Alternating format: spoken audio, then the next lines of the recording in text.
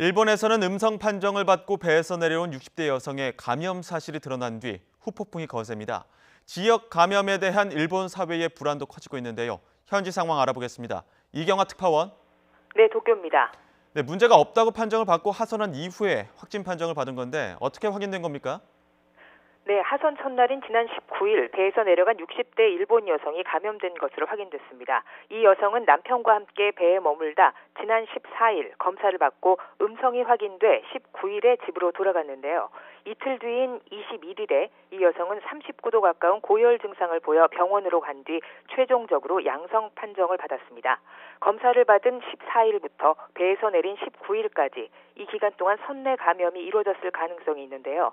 이미 귀가해서 일상생활을 하고 있는 일본인 탑승객이 970명에 달해서 지역사회 확산에 대한 우려가 커지고 있습니다. 네, 이렇게 현장에 있던 승객과 의료진을 바라보는 일본 사람들의 심경도 복잡할 것 같은데 이런 상황 속에서 의료단체에서 이례적으로 성명을 냈다고 하는데 어떤 내용입니까? 네, 일본 재해의학회는 이번 사태 이후 현장 지원에 나섰던 의료진들이 부당한 대우를 받는 경우가 속출하고 있다며 성명을 냈습니다. 현장에 다녀온 의사와 간호사들을 마치 세균 보듯 하는 집단 따돌림 등이 발생하고 있다며 여기에 항의하는 내용을 담았는데요. 학회 측은 의료진 가족들이 다니는 보육원이나 유치원에서 아이들을 보내지 말라고 요구하거나 직장 상사가 현장 지원을 다녀온 것에 대해 사과를 요구하는 사례도 있었다고 지적했습니다.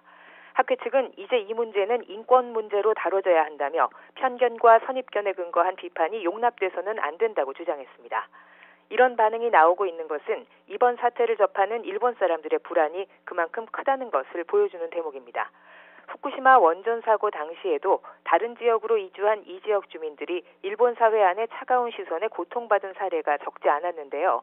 농후 접촉자로 분류돼 아직 배에 남아있는 일본인들은 귀가하더라도 이런 일을 겪지 않을까 우려한다는 인터뷰가 일본 언론을 통해 나오고 있습니다. 네, 초기 대응 실패에 이어서 선내 방역 그리고 하선 조치까지 문제가 잇따르고 있는데요. 일본 정부는 어떻게 대응하고 있죠? 네, 하선자 중 검사를 아예 받지 않은 채 내려온 사람들 23명이 확인됐고요. 또 배에서 일하다 온 공무원 41명이 하선 후에 검사를 받지 않아 또 문제가 됐습니다. 일본 정부 입장에서는 악재가 이어지고 있는 셈인데요. 이와 관련해 가토 후생성 장관은 어젯밤 늦게 기자회견을 열어 깊이 반성한다고 사과했습니다. 그동안 정부 책임론이 제기될 때마다 최선을 다했고 적절한 조치를 취했다고 주장해온 것과는 상당히 다른 모습이었습니다.